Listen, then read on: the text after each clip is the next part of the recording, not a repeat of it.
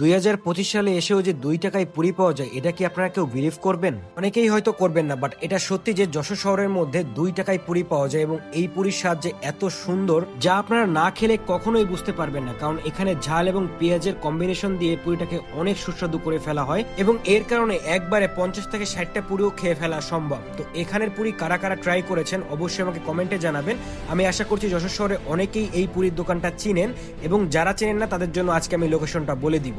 তাছাড়া এই দোকানটিতেই 3 টাকা দামের একটা ফুলুরি পাওয়া যায় যার স্বাদ পুরীর থেকেও ভালো। আপনারা কারা কারা এই ফুলুরিটা ট্রাই করেছেন অবশ্যই আমাকে জানাবেন।